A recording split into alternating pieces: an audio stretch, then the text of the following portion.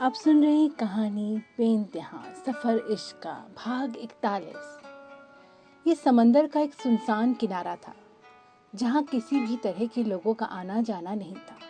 वहाँ सिर्फ दो साए एक दूसरे पे झुके हुए बैठे थे। वे रेत के सबसे अंधेरे हिस्से में थे, जबकि आसमान की बुझती हल्की रोशनी पर उनकी सीधी नजर थी। सामने आसमान की अंतिम रोशनी भी समंदर के छोर पर अपना दम तोड़ती जा रही थी, जिसे एकदम से निहारते वे दोनों काफी देर से खामोश थे। वो दोनों के हाथ एक दूसरे से बिंधे हुए थे। बहुत देर हो रही है, हमें चलना चाहिए। विवेक, थोड़ी देर और रुको ना। उससे क्या, थोड़ी देर बाद वो लम्हा भी खत्म हो जाएगा, तब फिर जाना ही होगा ना। विवेक अब अपने स्थान पर खड़ा हो गया था, जबकि मेनका उसका हाथ पकड़े उसे रोक रही थी। क्या कोई ऐसा लम्हा नहीं हो सकता कि हम सदा साथ रहें? इस पर वह ठसक भरी हंसी के साथ कह उठा, तो कहीं तुम मुझसे शादी के बारे में तो नहीं सोच रही? हाँ, क्यों नहीं। अच्छा, और वो कैसे? हम कर लेंगे ना शादी। मैं किसी तरह से भी अपनी फैमिली को मना लूँगी। तुम ऐसा ख्वाब देख रही हो मेनका, जो हकीकत में पॉसिबल ही नहीं। ऐसी शादी को छुटलाना दुनिया के लिए बहुत आसान है। ऐसे मेरा दिल मत तोड़ो। मैं सच में तुमसे शादी करना चाहती हूँ, वो भी ऐसी कि कोई इसे झुठला ना सके। तो क्या तुम कोर्ट मैरिज का सोच रही हो? हाँ, ये भी ठीक है। तब तो कोई इसे झुठला भी नहीं सकेगा। अब तक विवेक दोबारा मेनका के पास बैठा, अब उसका हाथ अपनी हथेली के बीच थामे था। सब कुछ इतना आसान नहीं होता मेनका। कोर्ट मैरिज के लिए 1 महीना पहले अर्जी देनी होती है, तो दे दो ना। और फिर उसके बाद क्या होगा? वे उसकी आंखों में सीधा देखता हुआ कहता रहा, मेनका, जिंदगी चलाने के लिए भी बहुत कुछ चाहिए होता है। नॉर्मली मेरे पास तो जो भी असर्ट होते शादी के बाद वो सब तुम्हारे हो जाते, पर लड़के के मामले में ऐसा नहीं होता मेनका। क्यों नहीं होता? शादी के बाद जैसे तुम्हारी हर एक चीज़ मेरी हो जाएगी, तो मेरी हर चीज़ भी तुम्हारी हो जाएगी ना। इसमें तो कुछ भी गलत नहीं है। अब कि वह उसके मासूम चेहरे पे अपनी हथेलियों के बीच लेता हुआ कहता है, तुम बहुत भोली हो मेनका। हम जिस दुनिया में रहते हैं उसमें ऐसा बिल्कुल पॉसिबल नहीं। मैं तुम्हारा कुछ भी लेने का अधिकारी नहीं बन सकता। क्यों नहीं बन सकते? मैं दूंगी तुम्हें अधिकार। कहती हुई वह झट से उसके चेहरे को अपने पास लाती, उसके सामने मोबाइल की स्क्रीन नचाती हुई मोबाइल में सेटिंग करने लगती है। ये देखो, अब मेरे मोबाइल में हम दोनों सेव हो गए। ऐसी हर एक चीज़ में हम साथ में होंगे, तब तो ठीक है ना। विवेक उस पल कुछ नहीं कहता, बस मौन होता अब आसमान की क्षणिक बसी रोशनी की ओर देखने लगता है। योगेश सबके साथ वापस आ जाता है। सबके उतरते आदित्य की ओर देखती हुई उष्मा कहती है, आदि, तुम कार के ठीक होते चले जाना। योगेश भी जल्दी से बोलता हुआ कहता है, कार के ठीक होने तक ही क्यों? आदि, तुम पार्टी में रुको। तुम लोगों से पार्टी जानदार रहेगी, नहीं तो कुछ बोर लोग ना इसे आश्रम में बना डालेंगे। योगेश हंसता हुआ बारी बारी से वर्तिका और उष्मा की ओर देख डालता है, जिससे वे धीरे से मुस्कुरा देती है। योगेश जल्दी से कहता है, बोर इंसान से याद आया, ऐसा करो तुम सब पार्टी ज्वाइन करो, तब तक मेरा एक और बोर इंसान आने वाला है, मैं उसे लिवाता हुआ आता हूँ। आदित्य झट से बोल उठा, क्या योगेश जी, पार्टी यहाँ वहाँ कैसे सब साइलेंट मोड में होगा फिर? अरे अंदर पहुँचो तो पूरा अरेंजमेंट है। योगेश की बात सुन उष्मा और आदित्य जहाँ जाने लगते हैं, वे वर्तिका रुकना चाहती थी, जिससे वे जल्दी से योगेश के पास आती हुई कहती है, मैं यहीं रुकती हूँ तुम्हारे साथ। क्यों? अरे यार तुम चलो ना, मैं अरुण को लेकर आता हूँ। लेकिन योगेश उसे जिद करके आखिर अंदर भेज देता है। उसके जाते कुछ देर में आखिर अरुण की कार ठीक पोर्च पर आकर रुकती है, जिसकी ड्राइविंग सीट पर से अरुण उतरता हुआ ठीक उसके सामने आकर खड़ा था। उसे ऊपर से नीचे देखता हुआ योगेश झुकता हुआ कह उठा, ये क्या, तुम सीधे ऑफिस से आ रहे हो? यार तुम्हें देख कर लग रहा है जैसे पार्टी नहीं मीटिंग अटेंड करने आए हो। देख, तेरे बोलने से आ गया, ये कम है क्या? जी प्रभु, आपके चरण कहाँ हैं? वहीं जहाँ हमेशा रहते हैं। इस बात पर दोनों साथ में हंस पड़ते हैं। अब चल अंदर, बहुत देर कर दी आने में। ये सबसे पहले आना था, वो सबसे लास्ट में आ रहा है। दोनों साथ में अंदर चल दिए थे। वैसे आज किस बात की पार्टी है? बताया था ना, मेरा हैप्पी बर्थडे है यार। अच्छा। अब क्या? अरुण रुक कर उसकी तरफ मुड़ता हुआ कहता है, तो किश्तों में पैदा हुआ था क्या? इस साल में तीसरी बार तो जन्मदिन मना रहा है। अबे चुप करना। तुझे प्रॉब्लम क्या है? मैं साल में 4 बार जन्मदिन मनाऊंगा। सब भी चले आए, एक तुझे पार्टी में आने से प्रॉब्लम है। पार्टी योगेश के घर के बैक एरिया के लॉन में हो रही थी, जबकि अभी तक वे मुख्य कमरे तक ही पहुंचे थे। अरुण वहीं बैठता हुआ कहता है, तुझे पार्टी के लिए कोई बहाना नहीं मिलता क्या? कसम से ये सच्ची वाली बर्थडे पार्टी है। योगेश ठीक उसके सामने खड़ा बच्चों की तरह मुंह बनाते हुए कह रहा था। ये तूने ना मुझसे पिछली बार भी कहा था, जब रियल बर्थडे होगा ना तभी आऊँगा, वैसे मुझे जल्दी जाना है। अच्छा ठीक है, पहले ये तो बता तू मेरे लिए गिफ्ट क्या लाया? नहीं लाया। नहीं लाया? छोटे बच्चे की तरह मुंह फुलाए हुए कहता है। उसकी शक्ल देख आखिर अरुण की हंसी छूट जाती है। फिर वो अपने कोट की अंदरूनी पॉकेट से एक पैकेट निकाल कर उसकी तरफ बढ़ाते हुए कहता है, ले तेरे लिए स्पेशली लाया हूँ। सच्ची? योगेश भी जल्दी से उसे अपने हाथ में लेता पहले उस पतले रैपर को अलट पलट कर देखने लगता है, फिर उसे झटपट खोलने लगा। उस वक्त उसके हाव पाँव में कोई नन्हा बच्चा समा गया था, जबकि अरुण तिरछी मुस्कान से उसकी तरफ देख रहा था। ये क्या है? वो कोई किताब थी जो उस पैकेट से अब उसके हाथ में आ गई थी। अरुण अब खड़ा होता हुआ कह रहा था, खास उपहार तुम्हारे लिए, अब मैं चलता हूँ, कल मिलूंगा। कहता हुआ अरुण बाहर निकलने लगता है। उसे शाम की आरती के लिए जल्दी थी। वहीं योगेश एक नज़र अरुण को तो दूसरी नज़र उस किताब में डालता है, जिसके फ्रंट पर ब्रह्मचार्य पालन कैसे करे झटपट जाने लिखा था। वहीं वर्तिका बार बार मुड़कर आगंतुक मार्ग की ओर देख लेती। उसे तब से अरुण का इंतजार था। वहीं उष्मा बाकी के डॉक्टर्स के साथ व्यस्त थी, तो एक तरफ खाने का इंतजाम था और बीचों बीच डांसिंग फ्लोर पर कुछ लोग थिरक रहे थे। ऊपरी तौर से देखने पे सब कुछ शांत लग रहा था। ये योगेश का खास अरेंजमेंट था। उसे पता था कि वह जिस पॉश इलाके में रहता था वहाँ आसपास ज़्यादातर डॉक्टर्स रहते थे और पार्टी में भी वही ज़्यादा आए थे। ऐसे में बहुत तेज शोर नहीं किया जा सकता था, इसलिए उसने साइलेंट डिस्को का अरेंजमेंट किया था। जहाँ उन्हें डांस पसंद था वे सभी हेडफोन लगाए आराम से अपने मनपसंद गाने में थिरक रहे थे, तो वही किसी और को बिना डिस्टर्ब किए हुए। वर्तिका को नहीं पता था कि आदित्य की नज़र उसी पर टिकी थी। वर्तिका को अकेले खड़ा देख आदित्य उसके पास आता हुआ कहता है, हाय वर्तिका जी, आप मेरी हेल्प कर सकती हैं? आवाज़ सुनते ही उसका ध्यान अपने पीछे की ओर जाता है, जहाँ आदित्य खड़ा उसकी तरफ हेडफोन बढ़ाते हुए कह रहा था, ये हेडफोन मैं जैसे लगाता हूँ बंद हो जाता है, तो आप वहाँ जाकर बोलिए। वर्तिका म्यूजिक सिस्टम के पीछे खड़े इस शख्स की ओर इशारा करती है। बोला था, वो कहता है ये ठीक है, तो फिर मेरे लगाते क्यों नहीं चलता? आप एक बार देखिए ना। लेकिन मैं ही क्यों? क्योंकि मैं दी और योगेश के अलावा किसी और को नहीं जानता। दी अपने फ्रेंड्स के साथ है और योगेश नज़र नहीं आ रहे, तो बचिए आप प्लीज़ कर दीजिए ना हेल्प। इस बात पर वे थकी सी सांस हवा में छोड़ती हुई आखिर वे उस हेडफोन को अपने कान से लगा लेती है। हाँ, कुछ कुछ सुनाई दे रहा है। वर्तिका उसे उतारना चाहती थी, आदित्य उसे रोकता हुआ कहता है, रुकिए, आपको उस डिस्को लाइट की रेंज तक जाना होगा। ये बातें मानती ही वर्तिका बोझिल कदमों से डांसिंग फ्लोर तक आ जाती है। हेडफोन उसकी अभी भी लगा था। इसमें अभी भी कुछ सुनाई नहीं दे रहा। आई थिंक ये वाकई ठीक नहीं है। इतना कहकर वर्तिका उसे उतारने लगती है तो आदित्य फिर उसे टोकता हुआ कहता है, रुकिए रुकिए, आप थोड़ा घूम जाइए तो। वर्तिका आदित्य को रोकना चाहती थी, वह आदित्य ने ना उसे हेडफोन उतारने दिया और ना उसे डांसिंग फ्लोर से उतरने ही, बल्कि उसकी कितनी ना नुकुर के बाद भी उसे कभी दाएं घुमा देता तो कभी बाएं घुमा देता। एक पल ऐसा आया जब आदित्य झट से उसकी कमर पर बाहें डाले उसे नचा ही देता है और हेडफोन को भी एक टच से स्टार्ट कर देता है। पल में वर्तिका को तेज म्यूजिक बीट सुनाई देने लगती है। वे हैरान आदित्य को देख रही थी। शाम से ही अरुण और मेनका ऑफिस से जा चुके थे। वह आकाश होटल से सीधे ऑफिस पहुंचा और देर शाम तक भी वे अपने कैबिन में मौजूद था। ऑफिस टाइम ऑफ होने के बाद भी उसके ऑफिस का कुछ स्टाफ भी इसी कारण रुका हुआ था, जिसमें रूबी भी थी। उसे जो काम दिया गया था उसकी वजह से उसे ऑफिस में ही देर हो रही थी, इसलिए वे अपना काम जल्दी जल्दी निपटा रही थी। दीपाकर उसकी सीट पर आकर उसे पुकारता हुआ कह रहा था, रूबी, ये सारी डॉक फाइल अभी तैयार करके सर पर साइन ले लो। मैं भी कल यहाँ वे अवेलेबल ना हो। पर सर, इसमें 1 घंटा और लग जाएगा, जबकि मैं अभी भी ऑफ टाइम काम कर रही हूँ।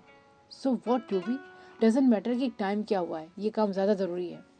कहता हुआ दीपांकर जाने लगता है तो रूबी उसे टोकना चाहती थी, पर उसकी बात पर ध्यान न देते हुए वो उसकी ओर मुड़ते हुए आगे कहता है, जितनी जल्दी तैयार होता है उतनी जल्दी लेकर पहुँचो।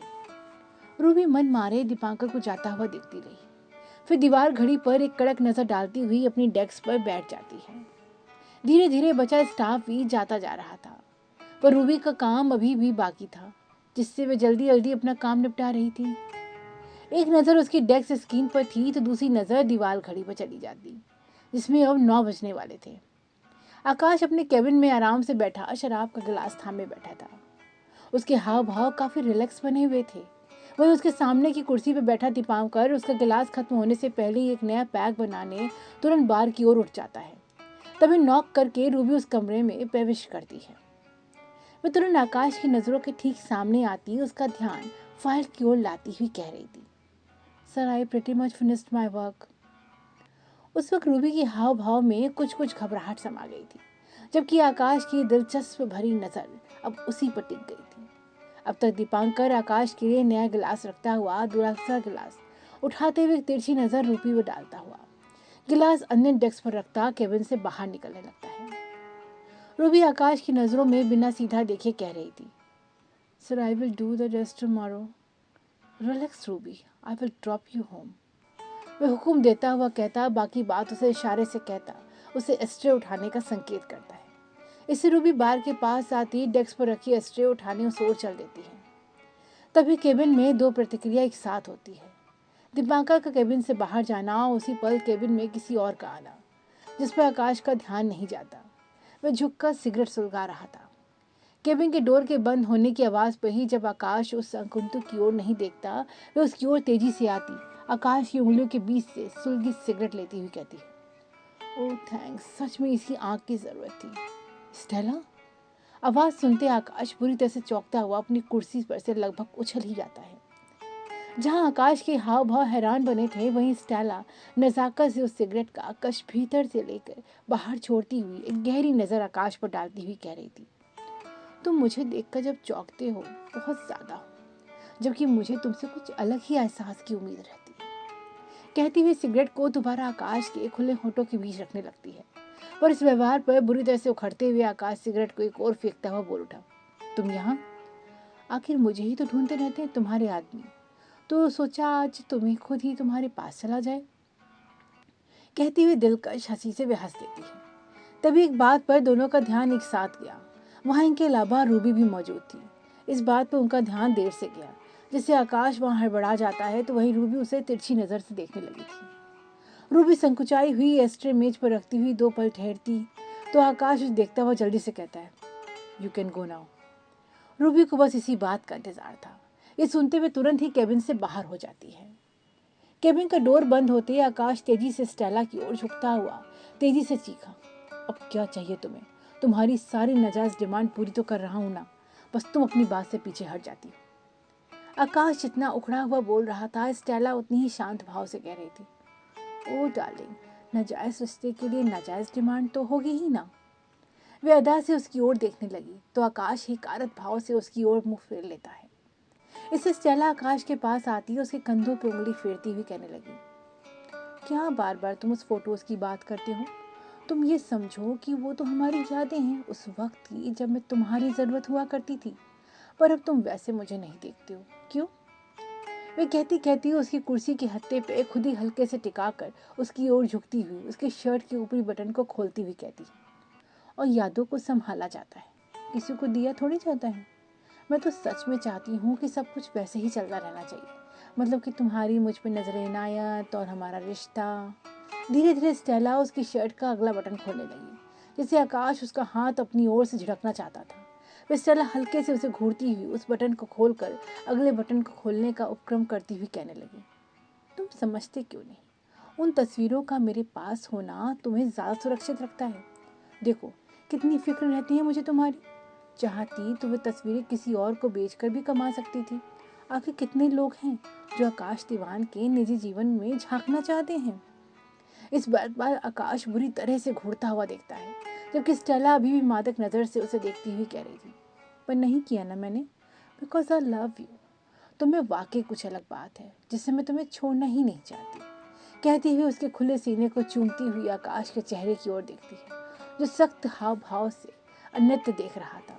इससे वह नहीं देख पाया कि स्टेला के हाव भाव में हल्की नाराजगी के पुट नजर आने लगे थे।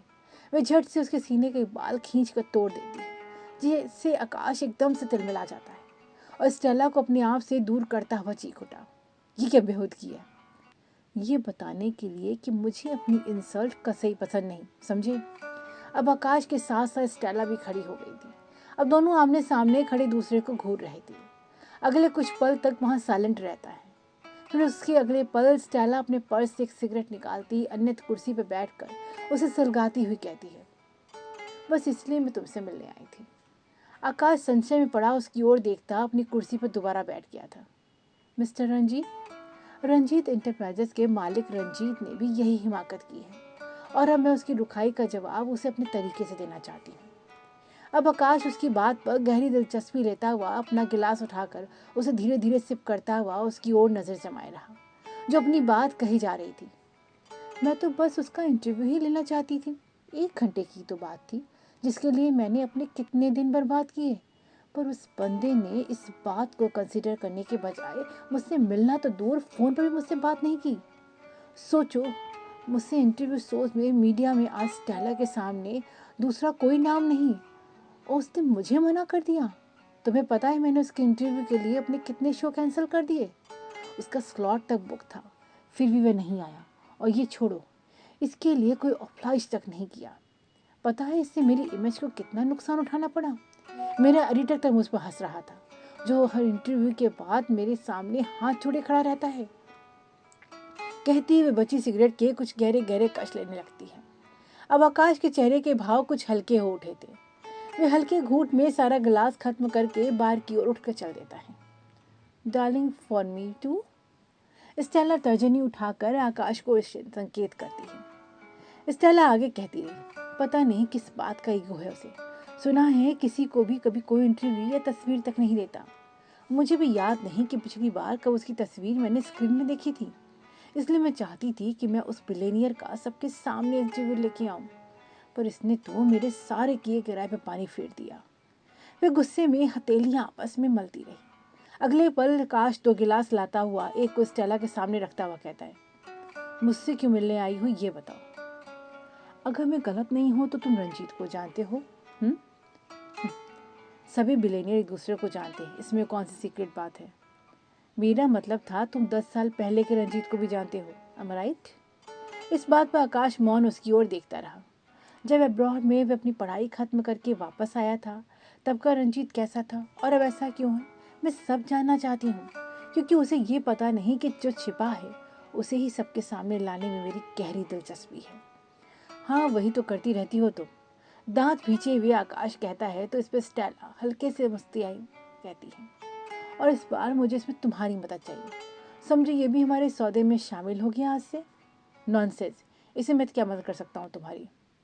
क्योंकि मुझे उसे समझने, उसका इतिहास खंगालने की ज़रूरत है, और 10 साल पहले वे कैसा था ये बताने वाला अभी मुझे तुम्हारे अलावा कोई मिला ही नहीं। तुम दोनों ने शायद साथ में अब्रॉड में कोर्स किया था। हाँ, तो वहाँ मैनेजमेंट पर पढ़ाई करने वाले हमारे जैसे कई भारतीय थे, तो जाओ उन सबको ढूंढो। तुम हो ना, तो मैं किसी और को क्यों ढूंढूं? तुम मुझे बताओगे उसका इतिहास। लिसन स्टेला, तुम्हें जो फालतू काम करना हो करो, आई डोंट केयर।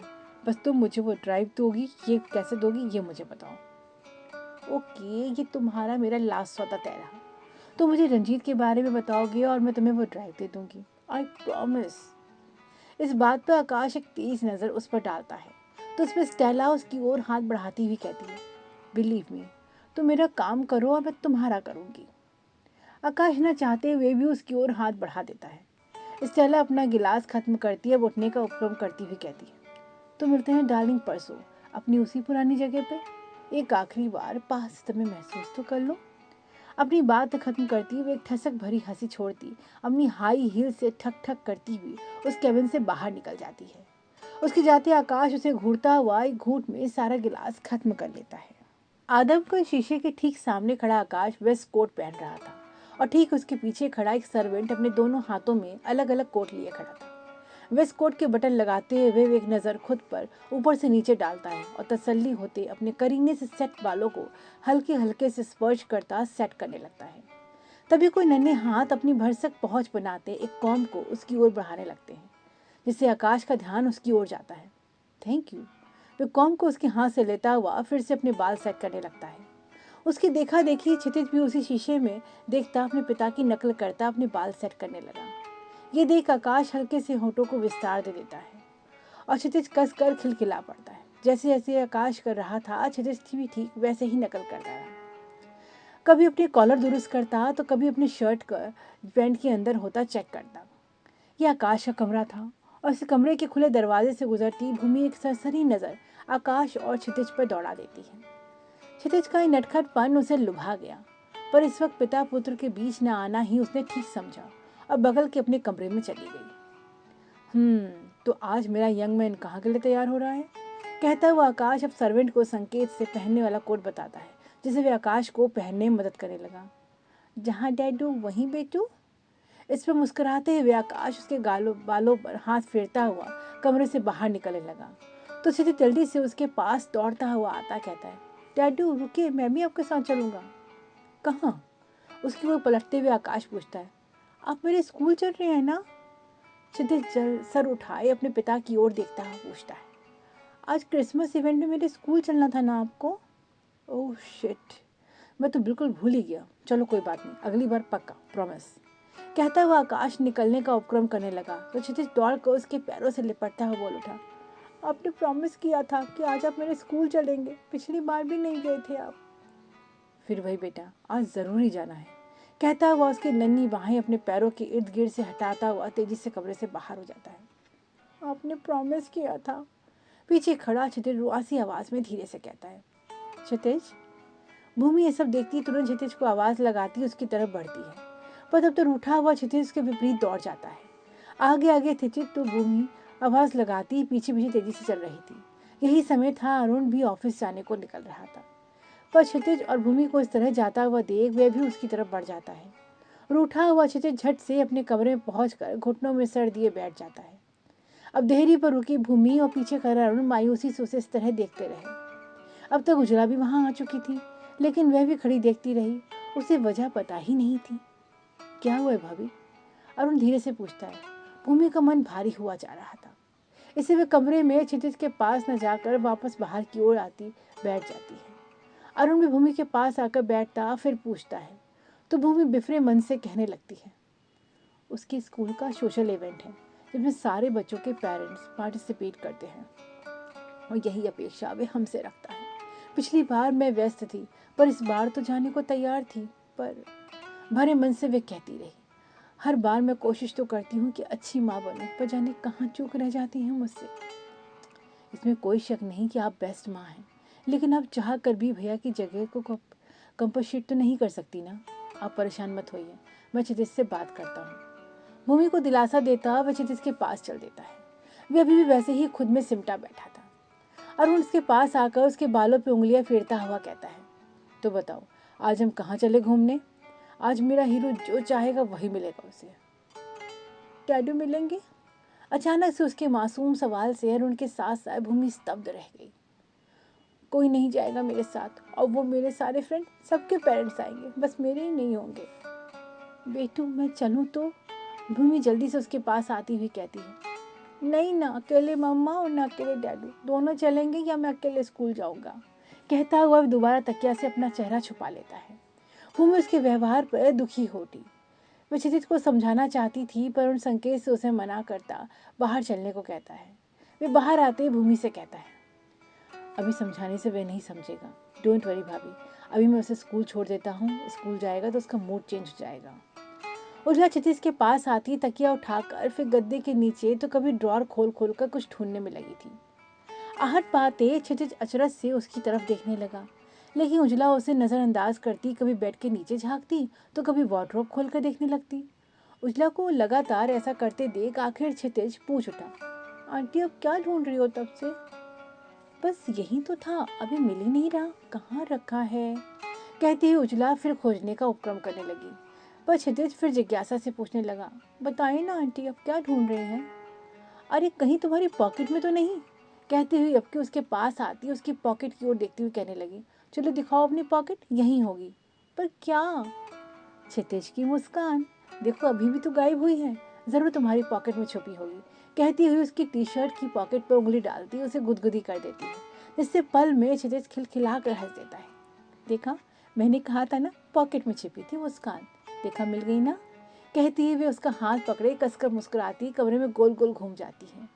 उस पल कमरा भी उसके खिलखिलाहट से भर उठता है। घूमते हुए सहसा उजला की नजर कमरे की देहरी पर खड़े अरुण से और फिर भूमि से जा टकराती है तो वे अपनी जगह संकुचाती खड़ी हो जाती है। वे दोनों भी शायद क्षितिज की हंसी सुनकर ही वहां आए थे। वे दोनों हैरान उन्हें देखते सोचने लगे कि बच्चे भी क्षणिक रुष्टा होते हैं। अब क्षितिज का मूड कुछ बेहतर हो चुका था। इससे वे भूमि को देखते उसके पैरों से लिपट जाता है। भूमि भी उसे अपने अंक में लिए प्यार करने लगी। तो बिग बॉस, आगे क्या प्लान है आपका? कहीं घूमने जाना है या स्कूल? अरुण क्षितिज की ओर देखता हुआ पूछ रहा था। क्षितिज 2 पल तक बारी बारी से सबका चेहरा देखता रहा, फिर सोचने की मुद्रा बनाते हुए कहता है, मैंने अपनी न्यू वाली मैम को प्रॉमिस किया था कि मैं ज़रूर आऊँगा, तो मुझे स्कूल जाना पड़ेगा। हाँ, तो मेरा क्षितिज किसी से झूठा प्रॉमिस थोड़ी करता है। चलो, आज मैं खुद तुम्हें स्कूल छोड़ने चलूँगा। कहता हुआ अरुण नन्हे क्षितिज को फूलों की तरह अपनी गोद में उठा लेता है। वह भी खिलखिला उठता है। तो अब जल्दी से तैयार हो जाओ, मैं बाहर वेट करता हूँ। कहता हुआ अरुण से संभाल कर नीचे उतार देता है। मैं तो सुबह से तैयार हूँ चाचू। तो फिर चलो। अपने चाचू के बड़े हाथ को पकड़ते सहसा क्षितिज उजला की ओर देखता हुआ कहने लगा, आंटी आप भी चलो ना मुझे छोड़ने, मैं आपको अपना स्कूल दिखाऊंगा। आज तो सेंटा भी आएगा ना, हो सकता है वो आपकी भी कोई विश पूरी कर दे। सेंटा के नाम भर लेने से उसकी नन्ही आंखों में गजब की चमक आ जाती है। मैं नहीं। उजला की हिचकिचाहट देखती भूमि कह उठी, हाँ जाओ ना उजला, तुम्हारे साथ क्षितिज को बहुत अच्छा लगता है, छोड़कर वापस आ जाना। हाँ, मैं छोड़ते हुए फिर वापस चला जाऊंगा। अरुण भी कम शब्दों में अपनी बात रखता है। अब उजला कुछ नहीं कहती, जिससे वे सभी साथ में बाहर चल देते हैं। होटल का वही पसंदीदा रूम और उसमें बेड पर आराम से लेटी हुई स्टेला और उसके सामने खड़ा आकाश जो सपाट भाव में उससे कह रहा था, मैं रंजीत को नहीं जानता। हमारा कॉलेज भले एक रहा हो, लेकिन मेरा उससे कोई ताल्लुक नहीं था, क्योंकि शुरुआत से ही मैंने उसे अकेले ही देखा। और तुम्हें लड़कियों से फुर्सत ही नहीं मिलती होगी, एम आई राइट? आकाश की बात पूरी करती स्टेला हंस पड़ती है। तुम मुझे अपनी बात पूरी करने दोगी? Okay okay, continue. उसका बैच मेरे बैच से पहले ख़त्म हुआ, तो जाहिर है वो मुझसे पहले भारत आया। मैं अब बस एक पार्टी के अलावा उससे कभी नहीं मिला। उसके डैड और मेरे डैड कभी बिजनेस पार्टनर हुआ करते थे। उसके डैड की मौत के बाद क्या हुआ मुझे ये भी नहीं पता। इस कहानी में कुछ दम नहीं, कुछ और बताओ जो पता हो। जो सामने है वही बता रहा हूँ, पर जो छिपा है मुझे वो जानना है। वो तुम खुद पता करो। मैं बस एक हेल्प कर सकता हूँ कि उस पार्टी की कुछ तस्वीरें और वीडियोज़ हैं मेरे पास, जिसे मैंने तुम्हें मेल कर दिया है। उसमें उसके बारे में कुछ पता चल सके तो वो तुम कर सकती हो। तो अब तुम मुझे वो ड्राइव दोगी? ओह डार्लिंग, कितनी बच्चों की तरह जिद करते हो। क्या ड्राइव के पीछे क्रेजी हो? वह नाटकीयता से अंगड़ाई लेती हुई कहती है। वह उसकी बात पर बुरी तरह से उखड़ता हुआ आकाश उसके और पास आता चीख उठा, you are liar. Don't worry, तुम्हें खाली हाथ नहीं भेजूंगी, कुछ तो दूंगी तुम्हें। कहते ही वे तेजी से आकाश की गर्दन पे अपनी बाहें लपेटती उसे अपनी ओर खींच लेती हैं। आकाश भी लड़खड़ाता उसके ऊपर गिर पड़ता है। वह स्टेला के ऊपर पूरी तरह से गिरा था और उसे कस कर अपनी बाहों में जकड़े बेतहाशा उसे चूमती हुई कह रही थी, जो दे रही हूँ वो ले लो, और जो नहीं दूंगी उसकी जिद मत किया करो। आकाश उसकी बात से बुरी तरह से खींचा हुआ था, जिससे वह उससे अलग होना चाहता था, पर स्टेला उस पर किसी भूखी बिल्ली की तरह यहाँ तहाँ नोचती हुई उत्तेजित हुई जा रही थी, और उसके सामने हार मानने के अलावा आकाश के पास कोई चारा ही नहीं था। ड्राइविंग सीट पर अरुण था तो क्षितिज उसके बगल की सीट पर बैठा था, तो वहीं उजला पीछे बैठी थी। वे मिरर को एडजस्ट करते एक पल को दोनों की निगाह मिलती है, फिर अगले ही पल वे दोनों अपने में ही सिमट जाते हैं। अगले कुछ पल में कार एक बड़े से फाटक के सामने खड़ी थी, जिसके अंदर एक बड़े स्कूल के होने का आभास बाहर से ही मिल रहा था। उस फाटक के पास ही पार्किंग एरिया था और किसी बड़े होटल की तरह कुछ लोग वेल ड्रेस में कार की चाबी लेकर कार खुद ही पार्क कर रहे थे। अरुण देखता है कि आज का दिन में बनस्पत कुछ ज़्यादा ही भीड़ दिख रही थी वहाँ, जिससे कुछ खुद ही इस सूचित को स्कूल के अंदर ले जाने को उतरता है, तो साथ में उजला भी उतर जाती है। चाबी पार्किंग क्रीपर को देकर वे तीनों पैदल ही स्कूल की तरफ बढ़ जाते हैं। स्कूल को भी कुछ ज़्यादा ही सजाया गया था। हर तरफ रिबन गुब्बारों की सजावट के साथ बड़े बड़े होल्डिंग में स्वागत के शब्द लिखे थे। कुल मिलाकर सब कुछ आकर्षित था, जिसे देखते क्षितिज की खुशी का पार ही नहीं हो रहा था। स्कूल में प्रवेश करते वेलकम के लिए बच्चों को बैलून तो बड़ों को गुलाब दिए जा रहे थे, और उनको गुलाबों से एलर्जी थी, इसलिए वह झट से गुलाब उजला को पकड़ा देता है। अपनी बेख्याली में इसका असर वह भूल ही जाता है, जबकि उजला अवाक रह जाती है, फिर मन ही मन मुस्कुरा लेती है। क्षितिज उन दोनों की आगे आगे चलता अपने स्कूल के बारे में सब बताता जा रहा था। वह उस छोटे बोर्ड को भी दिखाता है जिसके सेक्शन के लोगों बच्चों ने मिलकर लगाया था। ये बालपन का वो उत्साह था जिसे वह अपने माता पिता के साथ जीना चाहता था। पर अत्यधिक वैभव जब रिश्तों के मर्म की कीमत पर मिलता है, तभी तो एक बेचारा दिल बेइंतहा अकेला रह जाता है। ये बात अरुण भी अच्छे से जानता था, इसलिए वह हमेशा क्षितिज के साथ ही बना रहता। मैं तुमको कॉरिडोर तक छोड़ देता हूँ, ठीक है क्षितिज? कहता वह बस कॉरिडोर पहुँचने ही वाला था। कॉरिडोर से और ही बच्चे अपने अपने पेरेंट्स के साथ अंदर की ओर आ रहे थे। अरुण क्षितिज को वहीं छोड़कर खड़ा ही हुआ था कि विपरीत दिशा से एक टीचर को आते देख क्षितिज उन्हें पुकारता हुआ कहता है, गुड मॉर्निंग मैम। वे भी उतने ही उत्साह से उसे प्रत्युत्तर देती है, very good morning to you. वे तुरंत ही क्षितिज और उसके पीछे खड़े अरुण और उजला को देखती हुई कह उठी, what are you doing here? Go and join your friends. ये सुनते क्षितिज तुरंत उसकी बताई दिशा की ओर भाग जाता है। पीछे से अरुण मुस्कुराते हुए बाय बोलता है, तो वे भी हल्के से एक बार पलट कर हाथ हिलाकर अंदर चल देता है। इससे पहले कि अरुण आगे कुछ कहता, वे तुरंत ही कह उठी, welcome Mr Mrs Dewan, myself Mrs Nandi Iyer, Kshitij से class teacher. It's a great pleasure to meet you both. बहुत नाम सुना था आपका, आज पहली बार देख भी लिया। Please come inside. अरुण टोकना चाहता था, जो वे गलत समझ बैठी थी, पर उसने उन्हें मौका ही नहीं दिया और उन्हें अंदर आने का रास्ता देती अपना बोलती रही, मैं 1 हफ्ते पहले ही केरला से यहाँ आई, पर दीवांश के चर्चे तो सब जगह हैं।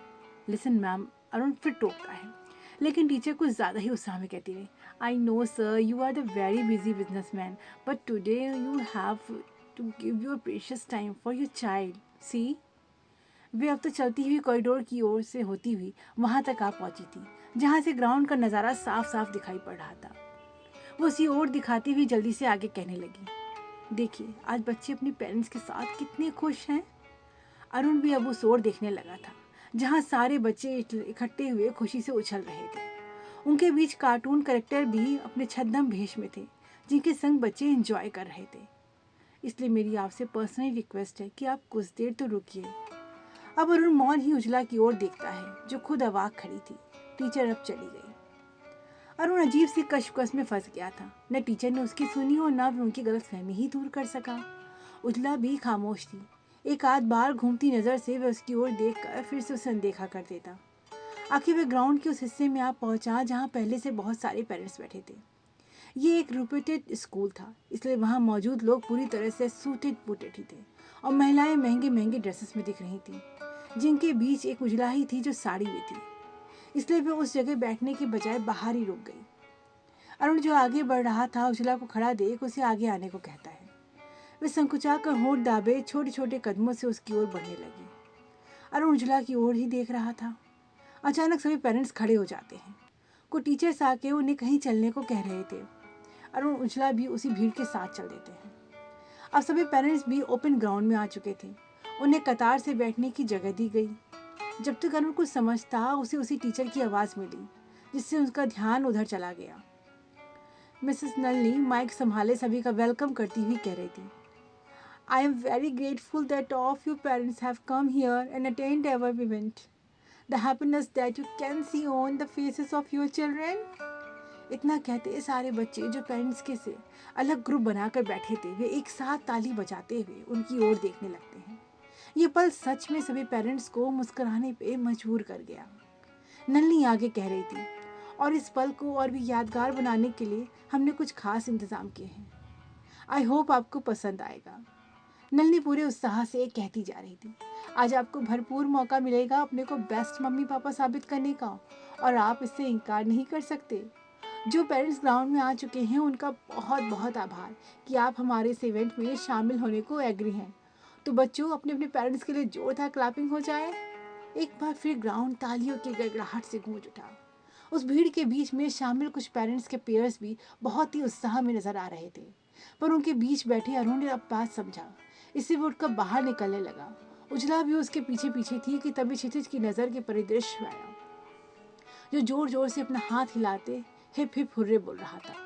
अरुण वहीं रुक गया। ये देख एक टीचर आकर कहता है, सर मैम प्लीज़ आप उधर आए, इवेंट बस शुरू होने वाला है।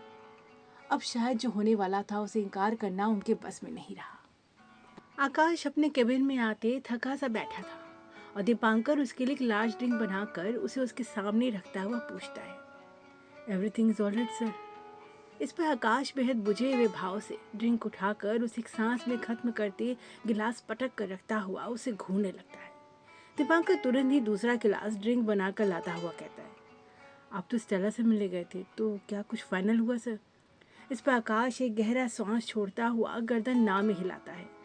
इससे दीपांकर की नज़र उसकी गर्दन की ओर चली जाती है, जहाँ एक बड़ी खरोच से हल्के से खून को रिश्ते देख वे बोल उठता है, अरे सर ये आपको कैसे लगी? कहता हुआ तुरंत फर्स्ट एड बॉक्स लाता उससे कॉटन लेकर उसे पोंछने लगता है। उस बिच को अब मैं छोड़ने वाला नहीं हूँ। आकाश दीवान को यूज़ करने की हिमाकत की है तो उसकी कीमत तो उसे चुकानी पड़ेगी। अब मैं वो करूँगा जो मैं अब तक नहीं करना चाहता था। दीपांकर हैरानगी से उसकी ओर देखने लगा। आकाश दूसरा गिलास भी अपने हलक में उतारते हुए कसे हुए जबड़े से कहने लगा, ये तो तय है कि जब तक भी जिंदा रहेगी वो मुझे नोचना नहीं छोड़ेगी। तो अब इस जंगली बिल्ली की मौत बहुत करीब है, बस एक आखिरी मौका और सब कुछ शांत। आकाश भिजे हुए जबड़े से अपनी घूरती हुई आंखों से उस गिलास को घूर रहा था। बेहद अजीब सी स्थिति में दोनों फंसे एक बार एक दूसरे को देखते हैं, फिर क्षितिज की नज़र दौड़ा देते हैं, जो आज बेहद जोश में था और हवा में दोनों हाथ हिला हिलाकर अपनी खुशी प्रकट कर रहा था। आप सभी पार्टिसिपेट पेरेंट्स से मेरा अनुरोध है कि वे अपनी अपनी जगह ग्रहण करें और आज हमें आपको लीड करने का प्यारा सा मौका दें। शुक्रिया। ये नन्ही थी जो लगातार अनाउंस करती हुई अपनी वक्र नज़र दौड़ा देती थी जहाँ बाकी के पेरेंट्स बैठे थे। अरुण और उजला को भी वहीं बैठना पड़ा। अरुण चाह कर भी कुछ न कह सका। वे बार बार अपराध बोध से उजला की ओर देखने की कोशिश करता, पर उसकी नज़र तो क्षितिज पर टिकी थी, जो हाथ हिलाकर उसकी उपस्थिति पर आज कुछ ज़्यादा ही उत्साहित था। बच्चों को सबसे ज़्यादा जानने की होती है मम्मी को। हम देखते हैं आज मम्मी कितना जानती है अपने किड्स को। पहला टास्क है टिफ़िन अरेंजमेंट। आपके सामने कुछ फूड आइटम्स हैं और साथ में रखे हैं टिफ़िन, तो मम्मी को क्या करना है? बस अपने अपने किड्स के लिए टिफ़िन अरेंजमेंट करने हैं। लेकिन रुकिए, ये सब आपको करना है टाइम लिमिट में। तो प्लीज़ मम, आप सभी आ जाएं और बजर साउंड तक अपने अपने किड्स के लिए लंच पैक करें। अनाउंस होते सारे पेरेंट्स में से लेडीज़ उठकर उस स्टॉल तक चली आई जहां इससे संबंधित सारे अरेंजमेंट्स थे। लेकिन उन सब में सबसे हैरान कर देने वाली बात तो अरुण के लिए रही, जिसे उम्मीद भी नहीं थी कि ये सुनते उजला तुरंत उधर चली जाएगी। वह तो हैरान नज़रों से उसे देखता रहा, लेकिन उजला की निगाह तो क्षितिज की खिली हुई मुस्कान पर थी। अरुण को क्या पता था आज मिसेस अरुण होकर जीने को वह भरपूर जी लेना चाहती थी। वह भी क्षितिज के प्रत्युत्तर में मुस्कुरा रही थी। स्टॉल में सलाद से लेकर पके हुए आइटम से टेबल सजी हुई थी। साथ ही रखे थे कुछ टिफिन, जिन्हें विसल बजते उन सभी मम्मियों को उठाना था। विसल बजी और सबने टिफिन लेकर उन्हें अरेंज करना शुरू कर दिया। सभी अपने अपने हिसाब से टिफिन में भोजन सजा रहे थे। वहीं खड़े कुछ सीनियर टीचर चुपचाप उन्हें वॉच करते कुछ कुछ नोट करते जा रहे थे। बजर बजा और सबके हाथ स्टॉप हो गए और साथ ही उनके अरेंज टिफिन भी अन्य टेबल पर सजा दिए गए। अब तक उपस्थित टीचर अपना नोट नल्ली तक पहुंचा चुके थे। वेल डन मम्मीज, आपने तो आज टिफिन के साथ जादू ही कर दिया। इतने कम समय में इतना बेहतरीन टिफिन अरेंजमेंट किया कि हम हैरान ही रह गए। ये सुनते अरुण एक हल्की नज़र उजला की ओर डालता है और उसके अगले ही पल में चौंक जाता है ये देखकर कि चुनी हुई मम्मियों में उजला भी थी, बल्कि इससे कि क्षितिज वहाँ खुशी से उछल रहा था, वहीं उजला भी खुशी से उछल पड़ी थी। तो ये था थोड़ा सिंपल टास्क, अब इसे बनाते हैं थोड़ा कॉम्प्लेक्स। नलनी चहकती हुई कही जा रही थी, अब की मम्मी की डबल परीक्षा होगी। सोचें अगर किड्स को स्कूल जाने के लिए देर हो रही है और उसी वक्त पापा को तैयार होकर ऑफिस भी पहुंचना है, तो हमारी सुपर मम्मीज आखिर इसे कैसे हैंडल करेंगी। तो देर किस बात की है, अभी देख लेते हैं। सभी फादर जहां इस बात पर मुस्कुरा रहे थे, वहीं मम्मीज के हाव भाव में थोड़ी चिंता मिला डर दिखने लगा था। नल्ली फिर कह उठी, उपस्थित सर, आपसे एक छोटी सी रिक्वेस्ट है, आप सभी प्लीज़ अपने अपने ब्लेज़र और टाई निकाल लें। प्लीज़ टीचर्स, आप उनकी थोड़ी हेल्प करें। नल्ली के कहते हैं कुछ टीचर उन सभी सूटेड बूटेड लोगों के पास जाकर उनका ब्लेज़र और टाई लेकर उनके बगल के स्टैंड पर सजा देते हैं। अरुण भी उनके बीच फंसा हुआ चुपचाप वही करने लगा। इस बीच उजला ने एक बार भी अरुण की ओर सीधा नहीं देखा। नलिनी आगे कहने लगी, सॉरी फॉर इनकन्वीनियंस, पर क्या करें, मम्मीज की परीक्षा के लिए हमें आपसे ये कराना पड़ा। अब तक बजट टाइम में आपने टिफिन बनाया था, अब आपको उसी टाइम में अपने हस्बैंड के तैयार होने में मदद भी करनी है। यस, आपने सही समझा। एक तरफ अपने किड्स के लिए टिफिन अरेंज करना, तो दूसरी तरफ अपने हस्बैंड के तैयार होने में मदद करना। और प्लीज डैडीज, आप इसमें मम्मीज की बिल्कुल हेल्प नहीं करेंगे। So let's start. कुछ अजब सा माहौल बन गया था। क्षितिज के साथ साथ बाकी के बच्चे भी अपने अपने माता पिता के लिए चीयर्स कर रहे थे। उन सबके बीच एक ऐसा जोड़ा भी था जो साथ तो खड़ा था, पर जाने पहचाने अनजानों की तरह। वे एक दूसरे के सामने थे। बजर बजा और उजला के साथ बाकी की लेडीज भी अपने अपने हस्बैंड की ओर आ गई थी और उन्हें ब्लेजर पहनाने और उनकी टाई बांधने लगी। उजला एक नज़र उनकी ओर दौड़ाती परेशान हो उठी। दूसरी ओर क्षितिज भी अब चुपचाप उनकी ओर देख रहा था। इस एक पल उन दोनों ने अब किसी को भी नहीं देखा, बस नज़र उठाकर एक दूसरे की ओर देखा और जैसे सारा अनकहा उन्होंने समझ लिया। उजला को टाई बांधनी नहीं आती थी, वह होंठ का कोना दाबे खड़ी थी। अरुण ने यह मौन ही समझ लिया। फिर उसके अगले ही पल बिन शब्दों के जैसे वे दोनों एक दूसरे से बात करने लगे। अरुण आंखों के इशारे से उसे टाई बांधना बता रहा था और वे भी बिन शब्दों के सब समझ ले रही थी। यूं गले में डाला, यूं पहले घुमाकर गांठ लगाई और टाई झट से तैयार। ये देख उजला झट से अरुण को ब्लेजर पहनाने लगती है और उसके तुरंत बाद ही वे टिफिन अरेंजमेंट की ओर चली गई। जल्दी से टिफिन अरेंज करके वे खड़ी हुई थी कि तब तक बजर बज उठा और उसी के साथ बस 3 और लेडीज ही अपना टास्क पूरा कर पाई थी। उजला ज्यों ही समझ गई कि वे जीत गई, वैसे ही वे बच्चों की तरह उछल पड़ी। अरुण हैरान अपनी जगह खड़ा और निश्चल खुशी की उमंग को देखता रह गया। वेल डन सुपर मॉम्स, वाकई आज आप तो सुपर मॉम्स बन गई हैं। रुके रुके, अभी तो कहानी बाकी है। एक सरसरी निगाह डालती नलिनी मुस्कुराती हुई कह रही थी, मम्मीज तो हमारी सुपर मम्मीज निकली और पापा वो तो किड्स के सुपर डैड होते हैं, तो एक हाथ से मम्मी को तो दूसरे हाथ से अपने किड्स को संभाल लेते हैं। तभी पेरेंट्स हैरान नलिनी की ओर देखने लगे। वे चहकती हुई कहे जा रही थी, आपकी टास्क को पूरा करना है हमारे इन्हीं सुपर डैडीज को। करना क्या है, बड़ा आसान है। मम्मीज को बस पैर जमीन पे नहीं रखना है। उसके लिए डैडीज को 2 कुशन दिए जाएंगे, जिन्हें एक लाइन में उठा उठा के उन्हें मम्मीज के आगे रखना है और मम्मीज को बस उसी में पैर रखना है। और सबसे खास बात, आप एक दूसरे का बस हाथ पकड़े रहेंगे और कोई सहारा नहीं ले सकते। So let's start. उसके कहते सभी मम्मी पापा और अरुण उजला भी सभी वहां आ गए। अरुण को अब वे सब बहुत अजीब लगने लगा। इसका संकोच उसके हाव भाव में दिखने लगा, पर वह इस तरह फंस गया था कि वहां से निकल भी नहीं सकता था। आखिर क्षितिज की उम्मीद भरी नजरें कैसे वे पार करके निकल जाता। कतार से सभी मम्मीज और डैडी खड़े थे और सबने अपनी अपनी पत्नी का हाथ पकड़ लिया। अब अरुण और भी हिचकिचा उठा। सभी उसकी ओर यूं देखने लगे जैसे कह रहे हो, शुरू करें। उसने जिस हिचकिचाहट के साथ उजला का हाथ थामा, उसे उजला ने बड़े विश्वास से कसकर पकड़ लिया। कुछ अलग सा उसके मन में से गुजरने लगा।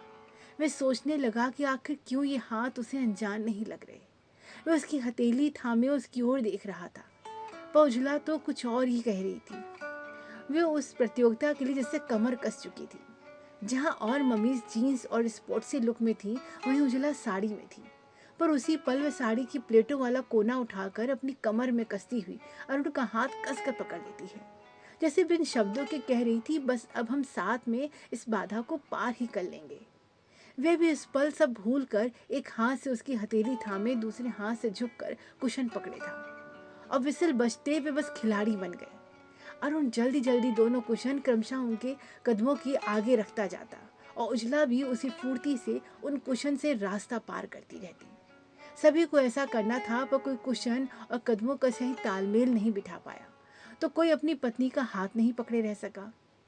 एक एक करके सभी छटते गए और सभी की नजरें एक ऐसे कपल पर ठहरी रह गई जिन्होंने ना एक दूसरे का हाथ छोड़ा था, बल्कि साथ ही कुशन और कदमों का सही सही तालमेल भी बैठा ले रहे थे। उस पर कुछ अलग ही समा बन गया। बजर बजा बाद में और वे उससे पहले ही समाप्ति लाइन को पार कर चुके थे। उस पर लगा वे दोनों खुशी के गले ही लग जाएंगे, पर उसी क्षण एक संकोच से साथ वे हल्के से मुस्कुराकर एक दूसरे की ओर देखते हुए फिर से क्षितिज की ओर नजर दौड़ा देते हैं, जो उन्हें जीतता हुआ देखते अपनी जगह खड़ा खुशी से नाच ही उठा था। मार्वलस। अब आगे। इससे पहले कि नलिनी आगे कुछ कहती, एक अन्य टीचर प्रिंसिपल का संदेश उसके कानों में कह सुनाता है। नलिनी नजर घुमाकर प्रिंसिपल की ओर देखती समझ जाती है कि मौजूदा पेरेंट्स अब और नहीं रुकना चाहते थे।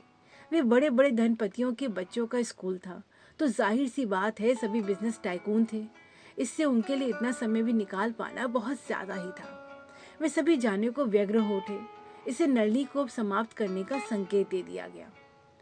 क्या करें, पल कितना भी खूबसूरत हो आखिर बीत ही जाता है। आई होप आज आप सबको अपने अपने किड्स के लिए यहाँ होना बहुत अच्छा लगा होगा। हमने भी आपके साथ बहुत एंजॉय किया। सभी को लोट्स ऑफ थैंक्स। अब कंपटीशन है तो विनर भी होगा। यूँ तो हमने हमें बहुत हैरान किया। Very much thanks to all of you. इतना कहते ही वहाँ पर से टीचर्स और बच्चे सभी मिलकर तालियां बजाने लगते हैं। इसके लिए माफ़ी चाहेंगे क्योंकि हमने कुछ क्राइटेरिया रखे थे, जैसे किसका टिफ़िन हेल्दी होने के साथ वैरायटी रखता है, कौन सुपर मॉम और कौन सुपर डैड है, और कितनी अच्छी बॉन्डिंग है पेरेंट्स में, क्योंकि ये सब कुछ गुड पेरेंटिंग में हेल्पफुल होती है। पर अपना विनर चुनने से पहले हम एक लास्ट रिक्वेस्ट आपसे चाहेंगे। यूँ ही आपके अपने किड्स के लिए फिक्र और गुड पेरेंटिंग। अब हम जानना चाहेंगे आप सभी अपने किड्स को कितना जानते हैं। इसके लिए हमने एक छोटी सी प्रक्रिया रखी है। आप सभी उस टेबल को देख रहे हैं जहाँ कुछ गिफ्ट्स और कार्ड्स रखे हैं। वे सभी गिफ्ट्स हमारे उन विनर्स बच्चों के हैं जिन्होंने बीते समय किसी न किसी कंपटीशन में उन्हें जीता था, और उन कार्ड्स में लिखे हैं उन कंपटीशंस के नाम। तो बस आपको सबसे पहले चुनकर सही कार्ड्स और उसमें जीता जाने वाला गिफ्ट लाना है। आई होप ये आपके लिए आसान होगा, क्योंकि ये वही गिफ्ट्स हैं जो बच्चों को पहले दिए गए, फिर हमने उन्हें इन कंपटीशन के लिए उनसे मंगा लिए। So let's start. अगला विसल बजते सारे पेरेंट्स उस टेबल के पास पहुंच गए और उसमें अपने अपने बच्चों के गिफ्ट्स और उसका सही कार्ड तलाशने लगे। ये लगभग पेरेंट्स के लिए सबसे मुश्किल टास्क था। वे सभी बड़े बड़े उद्यमी थे और बहुत ही कम समय वे अपने बच्चों के संग बिता पाते। काफ़ी पेरेंट्स तो हक पका गए तो कुछ गलत सामान ले आए, लेकिन उन सबके बीच बस उजला और अरुण के लिए ये सबसे आसान टास्क था। उन्होंने झट से वो पोयम कंपटीशन का कार्ड और जीता हुआ कप साथ में पहचान लिया। नलिनी मुस्कुराकर उनकी ओर देखने लगी, क्योंकि उसे अपने विनर्स मिल चुके थे। Well then parents, I think हमें अपने विनर्स मॉम और डैड मिल गए हैं, मिस्टर एंड मिसेस देवान। नलिनी अपनी बात पूरी कर भी नहीं पाई थी कि एक साथी टीचर्स उसके पास भागती हुई आती, उसके कानों में कुछ फुसफुसाई, और उसके अगले ही पल माइक ऑफ करके वो उस टीचर की ओर हैरान देखने लगी, जो दबे स्वर में कह रही थी, what are you doing Nalini? ये मिस्टर आकाश देवान नहीं है, और ना ही उनकी पत्नी। ये उनके छोटे भाई हैं मिस्टर अरुण, और इनके साथ में कौन है हम नहीं जानते। यहाँ बस पेरेंट्स विनर हो सकते हैं। मुझे लगा था इन्होंने वॉलंटियर पार्टिसिपेट करा है। नलिनी हैरान एक पल उस टीचर को तो दूसरे पल उस पेयर को देखने लगी। आखिर रूल के खिलाफ कैसे जाती, और उसे मन मारे किसी अन्य पेरेंट्स को विनर चुनना पड़ा। आखिर ये सारा ताम झाम खत्म हुआ और सभी इधर उधर हो गए। सारे किड्स भी अपने अपने पेरेंट्स के पास आ गए। क्षितिज भी अरुण की ओर दौड़ता हुआ चला आया। चाचू, आंटी, आप दोनों तो बेस्ट हैं। क्षितिज अपनी बात कहता अत्यधिक खुशी से नाच रहा था। इस पर वे दोनों हल्के से मुस्कुरा लेते हैं। और मेरी ओर से आप दोनों सबसे बेस्ट कपल। मन करता है आप दोनों को मन भर देखती रहूं। क्या मैं आपकी फोटो क्लिक कर सकती हूँ? ये नलिनी थी जो उनके पास आती कह रही थी, आप दोनों में क्या गजब की अनकाउंटेबल अंडरस्टैंडिंग है। Really impressed. किसी ने क्या देखा नहीं पता, पर मैं तो आप दोनों की आंखों का मौन ही समझ देखती रह गई। जस्ट वाव। उस पल वे दोनों जैसे अपने अपने स्थान पर जम गए। आखिर क्या कहते, खुलकर मुस्कुरा भी न सके, बस संकुचाते रह गए। नलिनी ने वाकई उनके साथ में तस्वीर उतार ली और चली गई। वे मना भी न कर सके। इन सब में सबसे खुश तो क्षितिज था। उसे पता लग गया कि विनर्स पेरेंट्स ही बन सकते हैं, पर सबकी नज़रों में उसके चाचू और आंटी सबको पीछे छोड़कर जीत चुके थे। अब सभी को स्कूल की ओर से दी जाने वाली टी पार्टी में शामिल होना था, जिसमें कुछ पेरेंट्स जा भी रहे थे तो कुछ नहीं भी। अरुण वापस जाना चाहता था, पर क्षितिज के कहने पर थोड़ी और देर रुक गया। वे आगे बढ़ गया, पीछे उजला तो क्षितिज चल रहा था। तभी एक बच्चा जो अपने पेरेंट्स से थोड़ा पीछे था क्षितिज को हल्के से पुश करता है। वे एक तरह से क्षितिज को धमका रहा था, क्योंकि उसके पेरेंट्स विनर नहीं बने थे, बल्कि पहले ही एलिमिनेट हो गए। बच्चे आपसी हेकड़ी में थे। क्षितिज एक इनोसेंट बच्चा था, वह उससे सहम गया। इस पर बच्चा थोड़ा और कसकर उसे आंखों से घूरते चिढ़ाने लगा। इससे क्षितिज नजर झुकाकर उदास हो गया। तभी जो वे दोनों बच्चे नहीं देख पाए कि अचानक से उजला उनके बीच आ धमकी और उस बच्चे के कानों के पास आती दबे स्वर में कहने लगी, मैंने सुना है जो बैड बॉयज होते हैं रात को उनसे मिलने बुरी वाली परी आती हैं। अरे परी नहीं, भूतनी आती है, उल्टे पैर और लाल लाल आंखों वाली। क्यों क्षितिज, आज रात उस भूतनी को इसके घर भेज दे? मैं भेज दूंगी, मुझे जादू आता है। बोलो, फिर तो तुमको ले जाएगी ना वो अपने साथ। उजला ने जिस तरह डराते हुए अपनी बात कही, वे बच्चा एकदम से डर गया और मरी मरी हालत में क्षितिज की ओर देखने लगा। उजला फिर कहने लगी, मैंने बोल दिया, जो क्षितिज को परेशान करे उसे उसी अंधेरे वाले कमरे में बंद कर देना जिसमें बड़ी सी म्याऊ रहती है। कहती हुई वह बड़ी बड़ी आंखें और फैला लेती है, जिससे वह बच्चा डर जाता है और माफी के अंदाज में क्षितिज की ओर देखने लगता है। तभी उस बच्चे के पेरेंट्स का ध्यान अपने से पीछे छूटे बच्चे की ओर जाता है और उसकी मम्मी जल्दी से अपने बच्चे के पास आती है। उजला उन्हें आता देख तुरंत ही अपने स्वर बदलती उस बच्चे को प्यार से पुचकारती हुई थोड़ा तेज स्वर में बोल उठी, अरे वाह, तुम कितने प्यारे बच्चे हो। अब से ऐसे ही क्षितिज के बेस्ट फ्रेंड बनकर रहना। परी को भी यही बात बतानी पड़ेगी ना। पल में उजला मुस्कुरा कर अपना धमकी भरा चेहरा उसकी माँ से छिपा लेती है और बच्चा भी सहमा सा अपनी माँ की तरफ भाग जाता है। उजला ने उस बच्चे को धमका भी दिया और पता भी नहीं लगने दिया। ये देख क्षितिज मुंह पर दोनों हाथ रखे हंसी रोक रहा था, पर यह सब कोई और भी नजर देख रही थी, जो बार बार पलकें झपकाती हुई खुद को यकीन दिला रही थी। एक ही दिन में वे उजला के दो रूप अलग अलग देख चुका था, जो वाकई उसे हैरान कर चुके थे। उजला अब खुद को संभालती मुस्कुराती हुई आगे बढ़ने लगी। अरुण हैरान अपनी जगह जैसे बर्फ हो गया। उसके लिए उजला का हर एक रूप समझना जैसे कोई भूल भुलैया हो गया हो। जबकि उजला अपनी मस्त मुस्कान के साथ क्षितिज का हाथ पकड़े आगे बढ़ती हुई पूछती है, चले? इस पर क्षितिज झट से मुस्कुराकर उसका हाथ थामे अरुण के आगे बढ़ जाता है। एक बड़ा पार्टी हॉल था, जिसमें किसी 5 स्टार होटल जैसे अरेंजमेंट थे। वेटर सॉफ्ट ड्रिंक और स्नैक्स सबको सर्व कर रहे थे। वहाँ शहर के लगभग बड़े बड़े चेहरे थे और अपने अपने ग्रुप्स में वे बात करने में मशगूल लग रहे थे। अरुण के वहाँ आते कुछ उद्यमियों से घेरे व्यावसायिक चर्चा करने लगे, तो क्षितिज अब उजला का हाथ छोड़ अपने क्लासमेट के ग्रुप में शामिल हो चुका था, जिनके बीच अब वे हीरो की तरह था। आखिर उसके बिहाफ पर अरुण और उजला ने खुद को विनर जो साबित किया था। इन सबके बीच बस उजला ही अकेली रह गई थी। वह अजनबी की तरह वहाँ खड़ी थी, जहाँ कुछ लेडीज झुंड में खड़ी उसे तिरछी नजरों से देख रही थी। वे बार बार उसे ऊपर से नीचे छानती हुई बीच बीच में फुसफुसाकर हंस लेती। मुझसे ना साड़ी कैरी ही नहीं होती, वैसे भी बड़ी बोरिंग ड्रेस है। Yes, you are right missus Singer, लेकिन शायद किसी के पास इसके अलावा कोई ऑप्शन ही ना रहा हो। देख कर तो यही लग रहा है। कहती हुई वह फिर होठ दबे हंस पड़ी। उनकी बात पर बाकी की लेडीज भी अपने अपने अंदाज में हंस पड़ी। वैसे एक बात नहीं समझ आई, मिस्टर अरुण के साथ ये है कौन? क्या वाइफ है उनकी? नो नो मिसेस खान, उनकी वाइफ तो भाग गई थी ना, आप शायद भूल गई हैं। Oh yes remember. ये बढ़िया है, वाइफ किसी और के साथ भाग गई और हस्बैंड किसी और के साथ घूम रहा है। ये लेटेस्ट ट्रेंड में होगा ना। इस बात पर फिर से एक बार सभी हंस पड़ी थी। अब उजला के लिए वहाँ खड़े होना मुश्किल हो गया।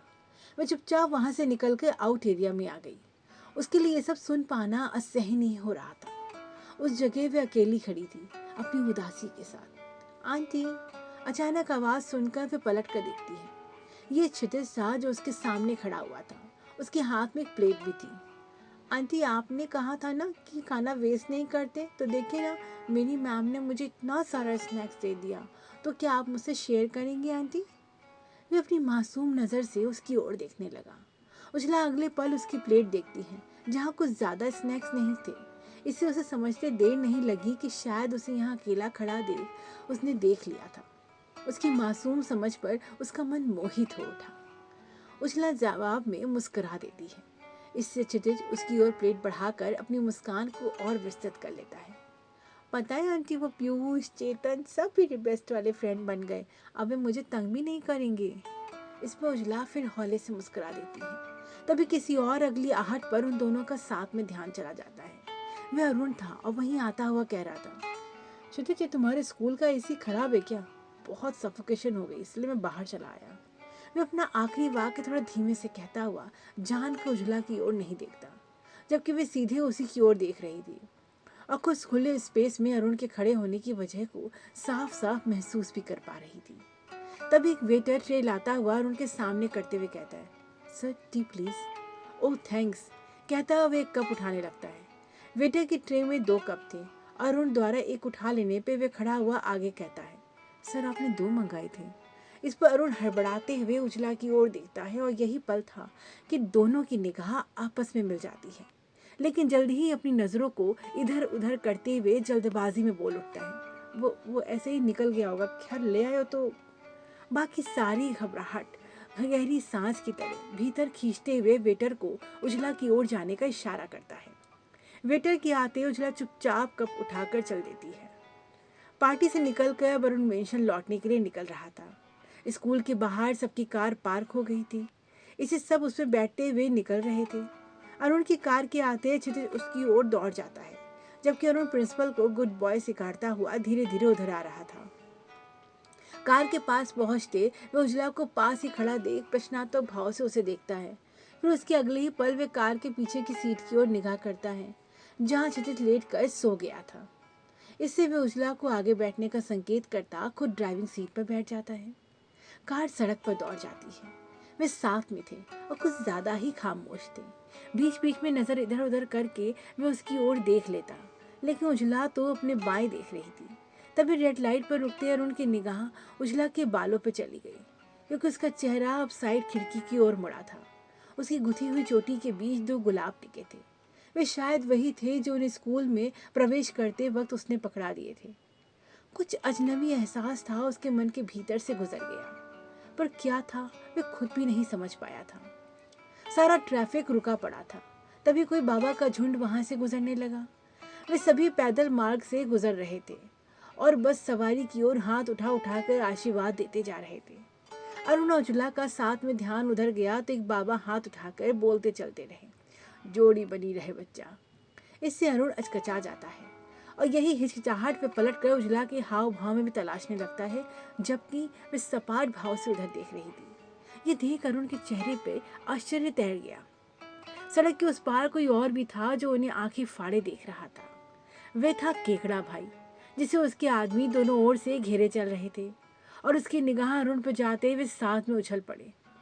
भाई ये तो वही श्याना है। हाँ भाई, सही में वही है जिसने पिछली बार हमारे भाई को अच्छी से बजाई थी। अब की अपने गुंडे की बात केकड़ा बात सुनते मुंह बनाते बोल उठा, याद है और ज्यादा याद दिलाने की जरूरत नहीं है। इसके साथ कुछ चुकनी भी है भाई, बोलो तो दोनों को आज की आज निपटा देते हैं। सबने अपने जोशीले गुंडे केकड़ा ऊपर से नीचे देखता है।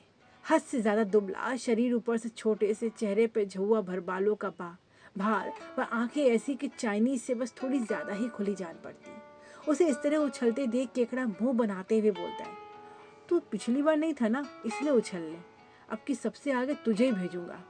केकड़ा थोड़ा घायल लग रहा था, पर अपना पैर सीधा करता हुआ थोड़ा आगे बढ़ा तो पीछे खड़ा दूसरा गुंडा बोल उठा, भाई संभाल के, आज भी आपके ग्रह ठीक नहीं है, पिछली बार बहुत धोया था इसने आपको और आज तो आप पहले से ही घायल हो।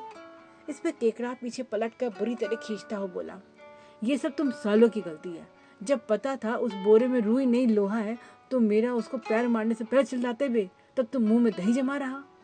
इस पर वही पहला वाला अपनी सफाई देते बोला, भाई मेरे को क्या पता था, साला रुई की दुकान वाला बोर्ड लगाकर भंगार बेचता है। वैसे भाई अब की अपन लोग बोरा चेक कर लिया करेंगे, तब आप दमदार एंट्री मारना और उसके बाद बोरे में लात मारना। उसका उपदेश सुनकर केकड़ा मुंह बुरी तरह से बन गया। वह फिर आगे बढ़ने लगा, लेकिन फिर से उसके उसी गुर्गे से उसे रोक लिया। भाई मेरे को लगता है आपका ग्रह बुरा चल रहा है और आज फिर कुछ गड़बड़ होगी। इससे केकड़ा फुंकारते हुए बोल उठा, नहीं होगी, आज तो अपन इस श्याने का बजाने वाला है। कहता हुआ अपने सामने से बाबा के जा रहे झुंड में से किसी एक की पूजा की थाली से नारियल उठा लेता है। इसमें बाबा विरोध करता बस इतना बोल उठा, जजमान क्या कर रहे हैं आप? जजमान, ये क्या होता है? केकड़ा अपने साथी के कानों के पास आता पूछता है। साधु वाली कोई गाली होगी भाई। अपने साथी का ज्ञान पाते केकड़ा उस साधु भड़कते बोला, ओ डम डम बाबा, चुपचाप निकल ले, वो तो अपन साधु पर हाथ नहीं उठाता। कहता हुआ उस नारियल को जोर से जमीन पर तोड़ता हुआ कहता है, ले, अपना ग्रह इससे ठीक हो जाएगा। कहता हुआ किसी शूरवीर की तरह मुस्कुराते हुए पलट के अपने साथियों की ओर देखता है। पर क्या पता था एक्शन का रिएक्शन भी होगा। तभी ग्रीन लाइट होते सारा ट्रैफिक चलने लगा।